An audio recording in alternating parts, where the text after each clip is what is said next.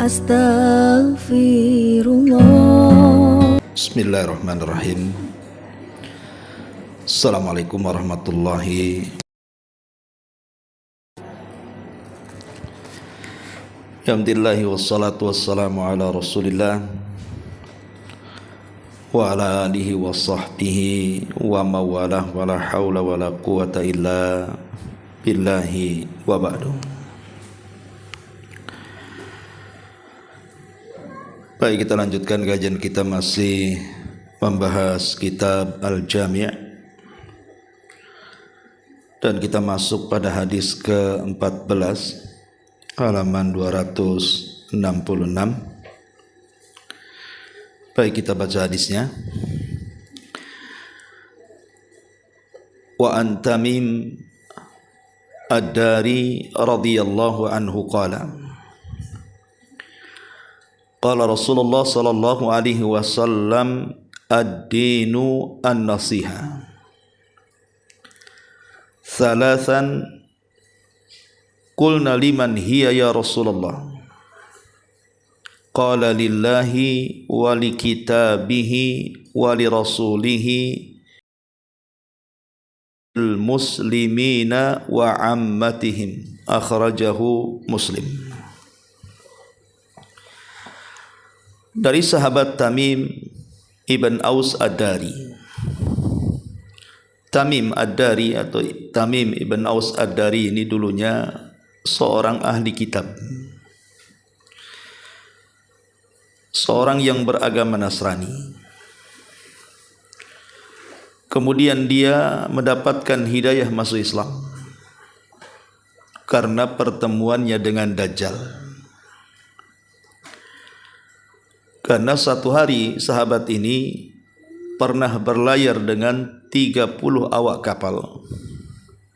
Tidak dijelaskan laut mana, apakah laut Yaman atau laut Syam. Yang jelas dia berlayar. Tiba-tiba kapalnya dihantam ombak. Kemudian terdampar di sebuah pulau. Biasa kalau cuaca tidak baik di lautan manapun, banyak kapal-kapal yang tidak berani melaut, sehingga mereka akan bersandar berbulan-bulan sampai cuaca tenang. Itulah yang dialami oleh Tamim ibn Aus ad-Dari. Dihempas-hempas ombak, akhirnya di sebuah pulau. Kemudian dia turun dengan 30 awak kapalnya itu. Kemudian masuk ke dalam hutan. Dan hutan itu tidak pernah dijamah oleh manusia. Tentu kondisinya sangat angker. Sampai akhirnya berjumpa dengan binatang yang berbulu. Saking lebatnya bulunya, sehingga tidak bisa dibedakan mana dubur mana kubul. Dan anehnya binatang ini bisa bicara.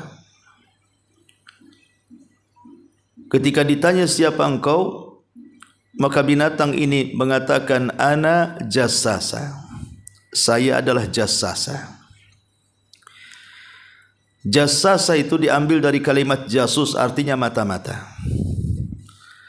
Ketika ditanya apa yang dimaksud jassasah, dia tidak menjawab.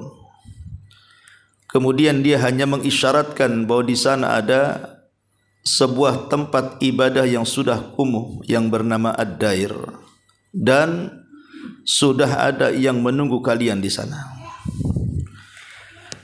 Maka dengan cemas-cemas ketakutan, Tamim dan 30 awak kapalnya ini mengikuti arahan si jassasah ini, binatang yang berbulu. Betul di tengah hutan rupanya ada dair, tempat ibadah yang sudah kumuh karena tidak pernah didatangi manusia. Rupanya ketika dia masuk dan rombongannya, dia melihat ada orang yang sangat besar sedang dirantai kaki dan tangannya serta lehernya. Tiba-tiba kemudian terjadi dialog di situ. Orang yang dirantai ini rupanya bertanya sesuatu kepada Tamim ibn Aus Ad-Dari dan rombongannya. Yang ditanyakan pertama tentang air mata Zughor, yang kedua tentang telaga Tiberias, dan yang ketiga tentang kebun kurma Baisan. Kata orang ini, apakah mata air Zughor masih penuh dengan air? Apakah telaga Tiberias itu masih melimpah airnya? Ataukah kurma Baisan ini masih subur berbuah? Maka Tamim ibn Aus Ad-Dari, karena selaku pelayar, dia tahu beberapa daerah dan dia mengetahui daerah-daerah yang ditanyakan orang ini. Maka Tamim ibn Aus Ad-Dari dengan penuh keyakinan menjawab bahwa mata air Zughor masih bagus airnya. Begitu juga danau Tiberias dan kurma atau kebun kurma Baisan. Kemudian orang ini mengatakan sebentar lagi baik mata airnya, baik telaga Tiberiasnya ataupun buah kurma di kebun kurma Baisan itu semua akan hancur.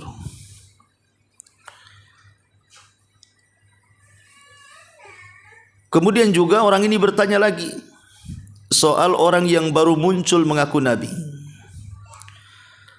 Apakah engkau pernah mendengarnya? Maka Tamim ibn Aus Ad-Dari mengatakan, iya, aku pernah mendengarnya, ada di daratan Arab. Maka tiba-tiba orang ini mengatakan, kalau engkau berjumpa dengan dia, ikutilah dia, engkau akan selamat. Dan banyak lagi pembicaraan sampai akhirnya Tamim ibn Aus Ad-Dari ini makin ketakutan, akhirnya lari meninggalkan orang yang terantai ini. Ketika cuaca sudah bagus, maka dia pun berlayar kembali, kemudian pulang menuju tanah kelahirannya. Tapi dialog dia dengan orang yang dirantai itu terngiang-ngiang di kepalanya. Apalagi tentang seorang nabi yang ditanyakan. Dari situlah dia mencari-cari informasi tentang keberadaan nabi ini. Akhirnya mendapati informasi, dia pun berangkat. Singkat cerita, akhirnya dia masuk Islam. Setelah kemudian dia masuk Islam, dia menceritakan kepada Nabi SAW tentang pertemuan dalam pelayarannya. Maka Nabi SAW mengatakan kepada Tamim ibn Aus Ad-Dari, tahukah kamu siapa yang kau jumpai? Tamim ibn Aus Ad-Dari, aku tidak tahu. Maka Nabi SAW mengatakan, dia adalah Dajjal yang akan keluar di akhir zaman. Akhirnya kemudian Nabi SAW mengumpulkan para sahabat, kemudian mengatakan, telah menceritakan kepadaku Tamim ibn Aus Ad-Dari. Kemudian Nabi SAW menceritakan perjalanan pelayaran Tamim ibn Aus Ad-Dari kepada para sahabat. Dan inilah satu-satunya riwayat di mana Nabi menceritakan dari kisah sahabat. Biasanya sahabat yang menceritakan dari Nabi. Ini terbalik, Nabi menceritakan dari kisah sahabat. Lah setelah kemudian Tamim ibn Aus Ad-Dari ini masuk Islam, baik keislamannya, bahkan dia sangat menguasai Al-Quran, bahkan termasuk dari sahabat yang sangat cerdas dalam Al-Quran, bahkan jadi rujukan tentang Al-Quran. Walaupun dia belakangan masuk Islam, tetapi Tamim ibn Aus Ad-Dari mendapatkan kecerdasan. Maklum karena agama sebelumnya bukan orang musyrik, bukan penyembah berhala, dia seorang ahli kitab. Jadi sudah banyak pandangan tentang ahli kitab. Ketika dia melihat Al-Quran dan membacanya, maka dia semakin yakin bahwa dia seorang nabi. Sejak itu dia istiqomah di atas Islam dan menggemari Al-Quran. Itulah sedikit biografi perawi dari Tamim ibn Aus Ad-Dari radhiyallahu anhu. Beliau mendengar Nabi SAW bersabda, ad-dinu an-nasihatu thalathan.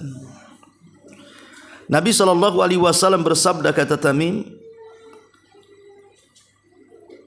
agama ini dibangun di atas nasihat. Agama ini dibangun di atas nasihat, dan agama ini dibangun di atas nasihat. Nabi SAW mengulang 3 kali bahwa agama ini dibangun di atas nasihat, menunjukkan bahwa nasihat ini adalah bagian daripada Islam. Makanya saat Nabi SAW membaiat para sahabat, sebagaimana hadis Jarir ibn Abdullah radhiyallahu an, di mana Jarir mengatakan, bayatu Rasulullah SAW ala iqamatis salati wa ita'iz zakati wan nushi likulli muslim. Aku membaiat Rasul, kata Jarir ibn Abdullah al-Bajali radhiyallahu an. Aku membaiat Nabi SAW di atas mendirikan salat, menunaikan zakat, dan nasihat bagi setiap muslim. Dan Nabi juga mengatakan, hakul muslim ala muslim sittun, hak seorang muslim atas muslim yang lainnya 6 perkara. Salah satunya, idza stansahaka fansahlahu. Kalau ada saudaramu datang memberikan nasihat kepadamu, maka berikan nasihat, karena agama ini dibangun di atas nasihat. Berarti karena agama dibangun di atas nasihat, jadilah para penasehat. Tegakkan amar ma'ruf nahi mungkar. Kalau ada peluang kebaikan, ajak manusia untuk berbuat baik. Kalau ada hal-hal yang berbau kejahatan, larang manusia untuk terjerumus kepada kejahatan. Karena itu bentuk nasihat. Tetapi ingat bahwa nasihat ini ada adab yang harus dipahami, baik bagi orang yang memberi nasihat ketika dia hendak memberikan nasihat, atau di tengah-tengah memberikan nasihat, atau akhir setelah memberikan nasihat. Itu semua ada adabnya. Termasuk juga orang yang diberikan nasihat juga ada adabnya. Begitulah kesempurnaan Islam mengatur aturan-aturan ini untuk menunjukkan Islam itu agama sempurna, berbeda dengan agama yang lainnya. Lah di antara adab nasihat dalam Islam itu, pertama, bahwa sebagaimana definisinya, bahwa nasihat itu secara definisi adalah iradatul khairi lil ghairi taqarruban ila Allah azza wa jalla. Seseorang menghendaki kebaikan untuk orang lain karena dalam rangka mendekatkan diri kepada Allah Subhanahu wa taala. Jadi kalau orang memberikan nasihat itu artinya kita mengajak orang untuk melakukan kebaikan, dan itu didasari karena ikhlas kepada Allah Subhanahu wa taala. Bukan karena yang lain, bukan karena dia saudara, bukan karena dia teman, bukan karena dia semajelis pengajian, tidak. Kita memberikan nasihat itu karena Allah Subhanahu wa taala. Bahwa sebagaimana kita juga ingin baik, orang juga kalau bisa juga bisa baik. Itulah definisi nasihat, menyampaikan kebaikan kepada orang lain karena Allah Subhanahu wa taala. Sehingga dari sini bahwa dorongan nasihat itu adalah karena kecintaan kita kepada kebaikan bagi saudara kita, dan kebencian kalau saudara kita terjerumus kepada keburukan. Itulah pendorong pertama kenapa kita memberikan nasihat kepada orang. Tidak lain karena 2 perkara. Pertama, karena cinta kebaikan ada pada saudara kita. Yang kedua, karena benci keburukan ada pada saudara kita. Maka kita memberikan nasihat. Jadi dasar memberikan nasihat itu karena sayang kepada orang yang diberikan nasihat, supaya dia tidak celaka, supaya dia bahagia, dan begitu seterusnya. Sehingga perlu didasari dengan keikhlasan bahwa nasihat itu betul-betul karena Allah Subhanahu wa taala. Yang kedua, bahwa nasihat itu harus kosong dari perbuatan tipu daya dan khianat. Maksudnya apa? Kosong dari tipu daya dan khianat itu. Jangan sampai di balik nasihat itu hanya bualan saja, atau hanya pengkhianatan saja. Umpamanya kita memberikan nasihat itu hanya angan-angan saja, sesuatu yang tidak bisa dicapai sebenarnya. Maka tidak boleh di balik nasihat itu ada kedustaan. Seseorang datang, saya nasihatkan ibu jangan bergaul dengan si Anu. Si Anu itu kurang bagus. Padahal si Anu ini tidak benar. Apa yang kita katakan orangnya bagus. Cuman karena kita tidak suka dengan dia, kemudian jangan ada orang yang dekat dengan dia, akhirnya kita berbuat dusta di sini. Janganlah dekat-dekat tuh dengan kawanmu itu. Dia itu sebenarnya nggak bagus. Loh, kok tahu kan itu ya? Sebenarnya dia sedang berdusta. Nasihat itu tidak boleh dasari dengan dusta. Harus dengan fakta. Kemudian yang ketiga juga, bahwa maksud memberikan nasihat itu bukan memburuk-burukan, bukan juga menyingkap aib. Makanya kenapa dalam memberikan nasihat itu juga lihat kondisi. Jangan memberikan nasihat di depan orang ramai, sehingga bukannya memperbaiki orang, malah mempermalukan orang. Kemudian juga nasihat ini harus terbungkus dalam ruh ukhuwah, ruh persaudaraan, dan juga ruh perasaan karena kita sayang dengan orang. Dan ini bisa menghindarkan saat memberikan nasihat kita menjadi keras, terlalu keras, kasar, dan begitu seterusnya. Dan harus jelas tema nasihatnya, harus dengan ilmu dan hujah. Jangan serampangan memberikan nasihat itu, mengarahkan manusia kepada perbuatan bid'ah, atau menjelek-jelekan orang yang sedang melakukan sunnah, ataupun menjelek-jelekan orang yang tidak sepaham dengan dia. Enggak boleh. Nasihat itu harus dasari ilmu dan hujah, harus dasari dengan pengetahuan dan dalil yang kuat. Dan asal memberikan nasihat sendiri itu sebenarnya tidak boleh terang-terangan, harus dirahasiakan. Karena untuk kemaslahatan, apalagi yang dinasihati ini pejabat, pemimpin gitu ya, tentu tidak suka kalau dilihat orang seolah-olah dia ada kekurangan. Makanya kenapa kemudian selanjutnya adalah pilihlah ibarat-ibarat ataupun kata-kata atau diksi yang baik, supaya bisa melembutkan hati orang yang dinasihati. Karena terkadang Bu begini ya, ada kita ini kadang-kadang niatnya baik untuk merubah orang, tapi caranya tidak bagus. Dengan keras, kata-kata kotor, boleh jadi niat yang baik itu berubah jadi bencana Bu. Orang yang dinasihati bukannya sadar malah benci dengan kita, atau justru malah bermusuhan selamanya dengan kita. Karena kata-kata ini Bu, kalau sudah menusuk dengan hati, tebasan kata-kata kepada badan kita itu terkadang lebih dahsyat dibandingkan tebasan pedang. Kalau tebasan pedang mengenai tubuh kita, kemudian kita luka, bisa diobati dengan obat-obatan yang ada. Tapi kalau sudah tertusuk kepada hati kita Bu, obat manapun tidak akan bisa menyembuhkannya. Makanya ada istilah lebih baik sakit hati daripada sakit gigi. Itu balik ya. Lebih baik sakit gigi daripada sakit hati. Karena kalau sakit gigi bisa minum Kataplam Bu. Tapi kalau sakit hati mau minum apa? Minum Baygon. Jadi makanya dalam memberikan nasihat pun harus jaga-jaga kata-kata ini. Jangan pula setelah kita ngomong menyesal kenapa saya mengatakan seperti itu, dan orang yang mendengarkan pun sakit hati, kok dia bisa ngomong seperti itu sama aku. Maka ini penting memilih ibarah kata-kata, mufradat, diksi dan kalimat-kalimat yang melembutkan hati orang.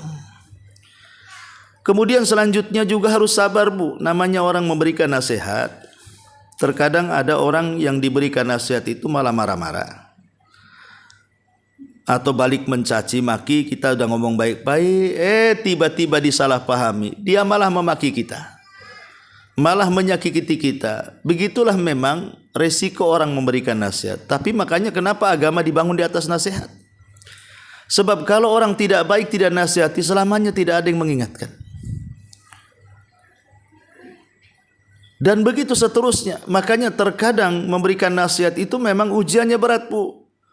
Tidak mulus gitu ya. Ada orang yang kalau nasihati sekali nasihat langsung terima, berterima kasih. Ada orang yang sama sekali nggak terima.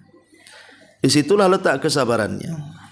Dan sabar sendiri adalah pahalanya besar, pahala tanpa batas. Ya. Termasuk juga ketika memberikan nasihat itu, Bu, harus menyembunyikan rahasia, menyembunyikan aib seorang muslim. Mungkin kita sudah tahu keburukannya, atau kedua mata kita melihat keburukannya. Kemudian kita memberikan nasihat, tidak boleh langsung to the point, langsung membicarakan objek yang sedang dinasihatkan. Tapi kalau bisa tutupi aibnya. Tutupi aibnya. Mungkin pamannya, contoh mamanya sederhananya, mungkin ada tetangga janda, kemudian ya karena sudah lama nggak nikah, memasukkan pria sembarangan ke rumahnya. Entah apa yang dilakukan orang itu di dalam rumah, entah sampai berzina atau tidak, yang jelas bahwa tidak pantas. Lah ibu ingin nasihati selaku tetangga, karena memang enak masa kok seperti itu, kayak nggak punya etika. Lah ibu harus merahasiakan kepada tetangga yang lainnya. Jangan menceritakan. Kalau ibu menasihati, rahasiakan aibnya. Langsung saja kita panggil tetangga itu, kemudian kita ngomong baik-baik. Bu janda umpamanya kan, ya, maaf gitu ya, kayaknya nggak pantas deh kalau ibu memasukkan pria sembarang. Ya takut fitnah, takut dibicarakan orang kan itu. Mungkin pakai bahasa-bahasa halus seperti itu. Ya, tapi jangan pula ibu kasih solusi, kalau mau berdua-duaan ke hotel aja.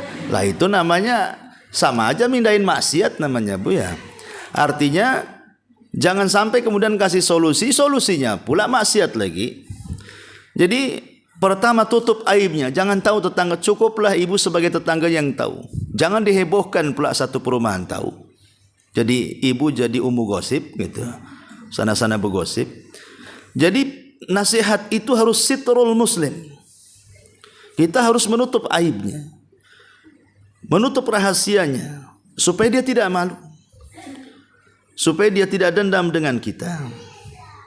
Karena tujuan kita menasihatikan supaya dia berubah jadi baik, bukan supaya dia malu gitu ya. Kemudian juga yang selanjutnya, ketika kita memberikan nasihat itu jangan semata-mata karena habar.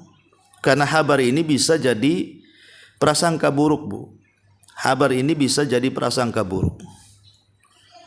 Pamannya ada orang yang datang kepada kita, kan orang ya lebih tua dari saya, dewasa, ada ilmu. Begini, saya ada maksud, bisa nggak saya minta tolong? Iya, ada apa? Saya mau menasihati saudara saya itu. Kayaknya yang pantas nasihati Umi lah, untuk nasihati saudara saya itu. Karena saya lihat Umi ini punya pengetahuan, punya agama dan begitu seterusnya. Lah, ibu jangan langsung ketika dimintai nasihat itu langsung kemudian didatangi orangnya langsung dinasihati. Kenapa? Karena ibu kan baru dapat satu mulut, belum dapat dua mulut dari objek yang kita akan dinasihati. Ya. Karena bagaimanapun yang namanya tasabut qabla nasihat, betul-betul pasti sebelum adanya nasihat, kita tidak bisa langsung menasihati. Saya pernah ditelepon salah satu akhwat. kebetulan dia ada masalah dengan suaminya. Pokoknya dia tekan saya, Ustadz, pokoknya Ustadz kan gurunya, harus panggil suami saya. Suami saya itu wah pokoknya jelek, macam-macam, dijelek-jelekan suaminya. Nah, mungkin lagi bermasalah dengan suaminya kan, nggak tahu. Intinya pokoknya nggak ada yang bagus lah, dari awal telepon sampai akhir itu nggak ada bagus. Jadi terakhir setelah dia menjelaskan solusinya, jadi saya tanya, jadi kira-kira apa yang bisa saya bantu Om? Gini Ustadz, panggil aja tuh suami saya itu yang kurang ajar itu, katanya. Terus habis dipanggil apa? Ustadz marahi saja, paksa dia cerai sama saya. Lah, kok saya pula suruh nyeraikan orang? Lah kan gak bisa model kayak gini Ibu ya. Ya saya harus tahu dulu masalahnya apa. Jadi saya panggillah suami tanpa sepengetahuan si istrinya itu. Saya panggil, sebenarnya saya bilang, Afan ya, anak gak mau masuk rumah tangga antum. Cuman kok anak ditelepon, diteror tiap malam, suruh nyelesaikan urusan istri antum. Ini maksudnya gimana? Nah, bilang. Jadi ceritalah suaminya. Begini Ustadz, begini, baru saya tahulah titik benang merahnya itu begini rupanya. Semuanya kesalahpahaman. Seandainya kemudian saya langsung datang ngikutin istri, kan itu salah. Pertama, salah masuk rumah tangga orang tanpa diundang. Yang kedua, belum jelas masalahnya, langsung kemudian dinasihati. Yang ketiga, bukan wewenang saya memberikan nasihat kepada orang itu. Lah ini kalau urusan rumah tangga ada masalah-masalah, ya harusnya kan diselesaikan berdua dulu. Kalau tidak selesai baru melibatkan keluarga. Kalau tidak selesai cari orang ketiga. Mungkin ustadz, mungkin ulama, mungkin ke pengadilan, apa kan begitu. Lah hal-hal yang seperti ini penting dalam memberikan nasihat. Harus tasabut dulu. Kalau ibu disuruh memberikan nasihat, pastikan dulu orang yang akan nasihat itu apa masalahnya. Sampai detail baru kemudian kita berikan solusi. Makanya penting tasabut qabla an-nasihah. Kemudian juga harus tahu waktu munasib, waktu yang tepat memberikan nasihat. Kata Abdullah bin Mas'ud radhiyallahu an, manusia itu punya hati, dan hati manusia itu fihi iqbal wa idbar. Terkadang ada waktu-waktunya hati itu ada moodnya menerima nasihat orang. Terkadang hati orang itu ada waktu-waktu yang tidak mood mendengar nasihat orang. Singkatnya, kadang-kadang orang itu lagi baik menerima nasihat, kadang-kadang lagi tidak baik menolak nasihat. Makanya kenapa harus pilih waktu yang tepat memberikan nasihat itu, supaya jangan salah memberikan nasihat. Karena hati manusia itu kadang menerima, kadang menolak nasihat. Maka itu juga mengatur kata-kata, mengatur waktu, kemudian tahu kasusnya, dan kita merasa mampu untuk menasihati, maka bolehlah kita memberikan nasihat. Kemudian juga jangan pula memberikan nasihat sementara setelah kita memberikan nasihat, kita pula melakukan kebalikan daripada nasihat itu. Umpamanya ibu nasihati tetangga,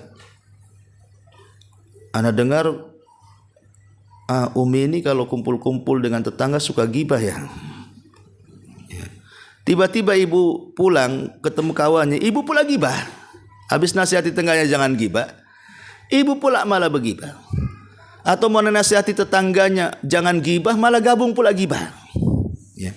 Jadi memberikan nasihat itu kan keikhlasan murni, ingin membuang kemungkaran, bukan terlibat dalam kemungkaran atau melakukan kemungkaran yang sama. Maka ini penting ya, adab-adab yang seperti ini. Kemudian yang harus dipahami juga ada adab-adab setelah ibu memberikan nasihat. Setelah ibu memberikan nasihat, pertama Bu, sembunyikan dan jangan sebarkan rahasia antara ibu dengan dia. Ibu habis nasihati orang, ya orang itu nerima atau tidak kan urusan dia, yang penting ibu sudah nasihati. Kalau ibu sudah menasihati berarti kan kewajiban ibu sudah selesai. rahasiakan, Bu. Jangan ibu ceritakan kepada kawannya, yang lainnya maksudnya. Tadi pagi saya datang ke tetangga saya loh, saya nasihati dia. Kata kawannya, gimana ceritanya? Memanglah tetangga situ degil itu. Lah kok ibu malah menceritakan kedegilan tetangga? Habis memberikan nasihat malah diceritakan nasihatnya kepada orang, dan yang diceritakan itu keburukannya. Kalau ibu sudah memberikan nasihat, sudah tutup. Biar ibu saja yang tahu. Jangan ceritakan bagaimana ibu nasihati orang. Jadi yang pertama tutup. Yang kedua, tajannubus syamatat awit ta'yir. Jauhi menjelek-jelekan dan memburuk-burukan. Terutama kalau seandainya orang yang dinasihati itu menolak nasihat, marah-marah, menghina ibu. Ibu enggak terima, akhirnya disebarkan keburukannya. Enggak boleh, ya. Kemudian yang ketiga, sabar. Kalau seandainya kemudian saat ibu memberikan nasihat, tiba-tiba dia mengucapkan kalimat yang enggak, akhirnya masuk ke hati ibu, enggak usah diambil hati. Namanya risiko memberikan nasihat, pasti akan ada hal-hal yang tidak terduga. Terkadang ya dia berterima kasih kepada kita, terkadang mencela kita. Kalau dia mencela kita, jangan dimasukkan hati. Jangan pula kemudian nyesal, aku kalau kayak gini ngapain aku berikan nasihat, katanya. Jadi harus sabar. Insya Allah itu bagian pahala bagi kita.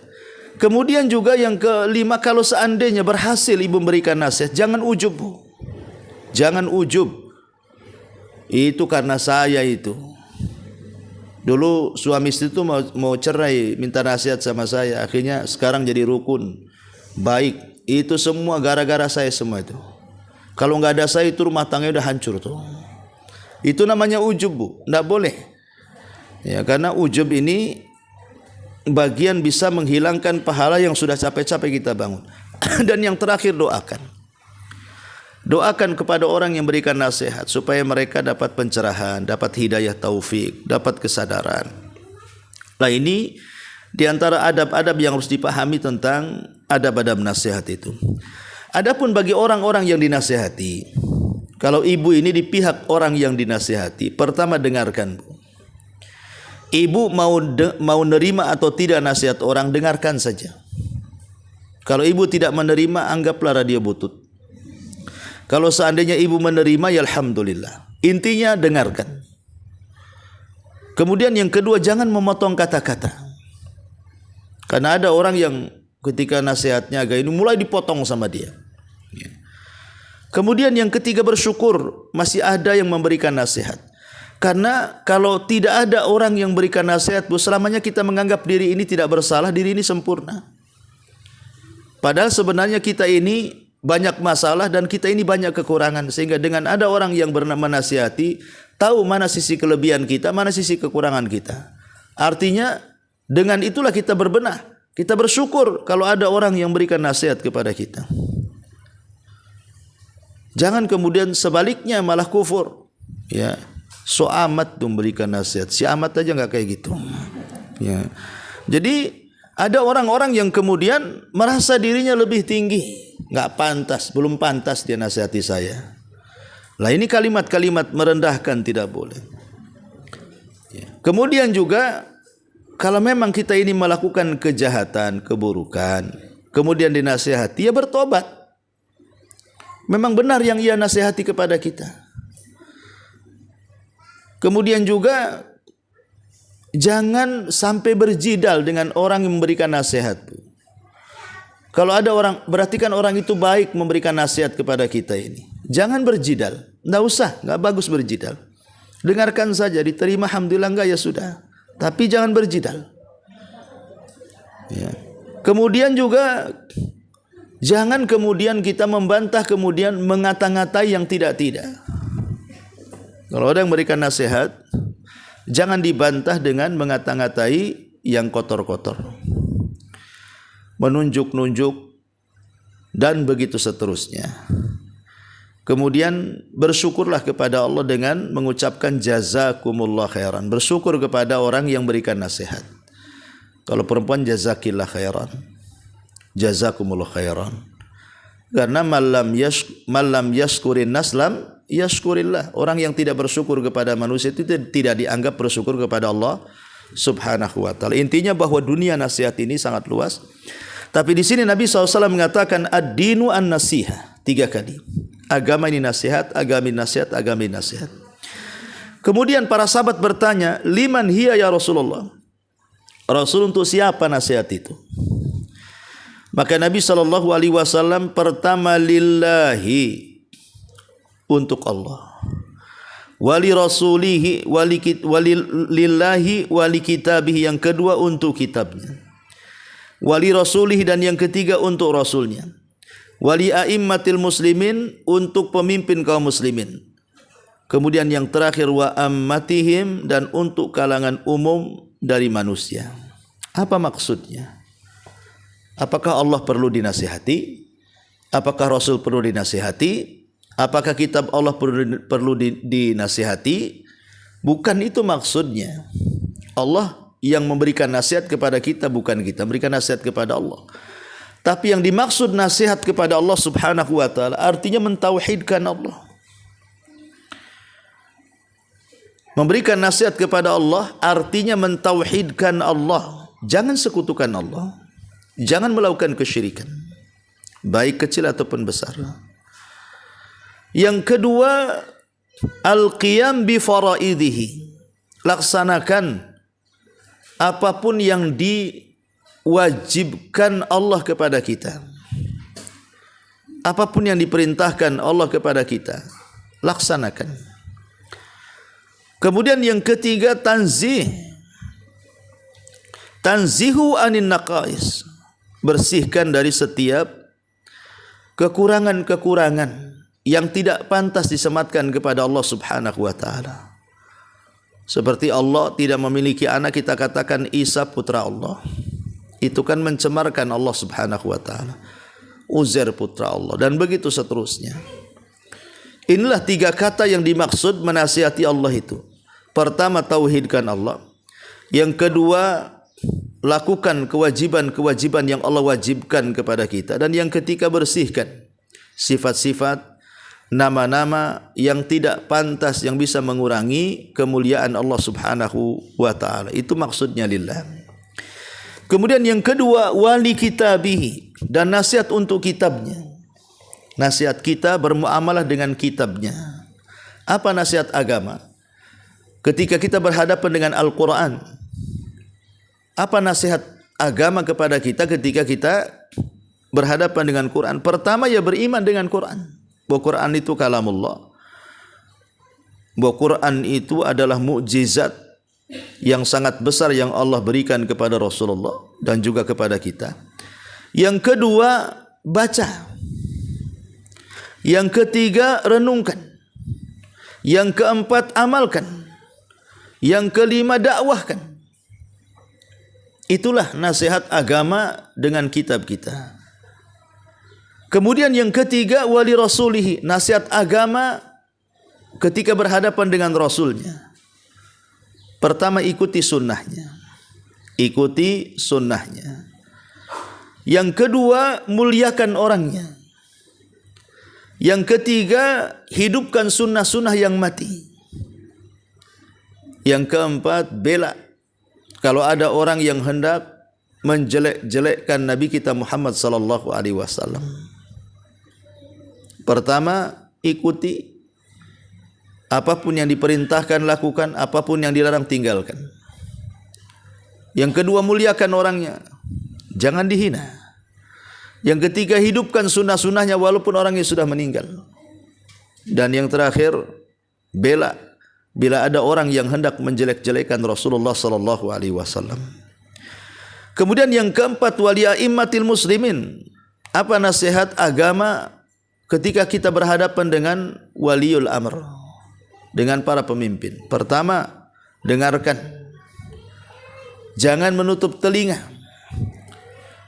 Kemudian setelah mendengarkan, yang kedua, taati. Tetapi dalam hal yang ma'ruf. Kalau perintahnya tidak baik, tidak ma'ruf, jangan ditaati. Tapi kalau perintahnya sesuai dengan agama, wajib kita taati. Kemudian yang ketiga, tolong mereka di atas kebenaran. Kalau bengkok kita luruskan, kalau salah kita benarkan. Kemudian yang keempat, doakan kebaikan. Doakan kebaikan.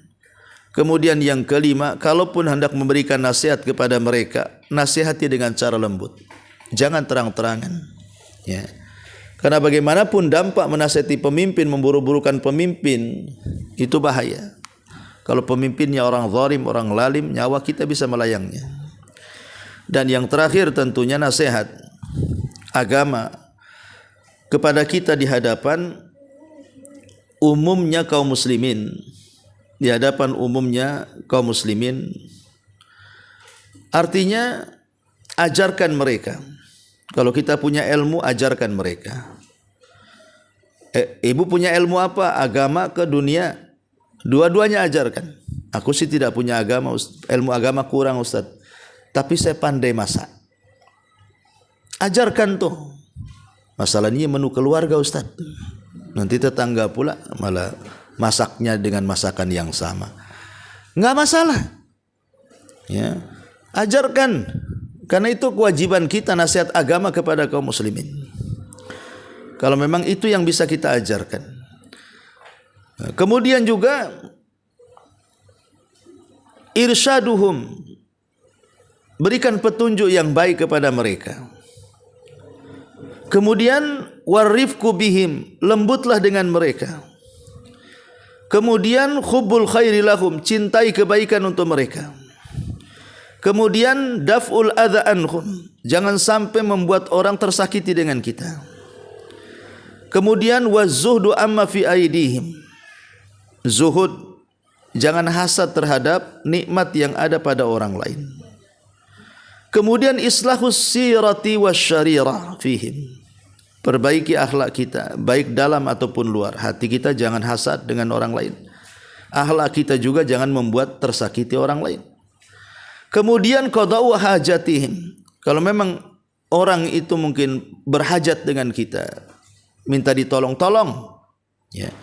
Kemudian wal afu an masaihim, kalau mereka berbuat buruk kepada kita, kita bisa maafkan. Maafkan. Ya. Wadu'a'u bi islahi dinihim wa dunyahum, doakan juga kepada saudara kita kebaikan agama mereka dan kebaikan dunia mereka.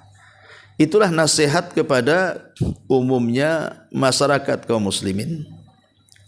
Mengajarkan ilmu, memberikan petunjuk, lembut kepada mereka, cinta kepada kebaikan untuk mereka, cegah keburukan dari mereka, jangan hasad terhadap apa yang ada di tangan mereka. Kemudian perbaiki akhlak dan hati kita untuk mereka. Kemudian juga hajat-hajat mereka kalau kita bisa bantu-bantu. Kemudian maafkan kesalahan mereka dan doakan kebaikan mereka, baik dalam urusan dunia ataupun urusan akhirat. Inilah sekilas di antara keterangan hadis yang ke-14 dari hadis Tamim Ibn Aus Ad-Dari. Baik, sampai di sini. Satu hadis saja, silakan kalau ada yang mau bertanya.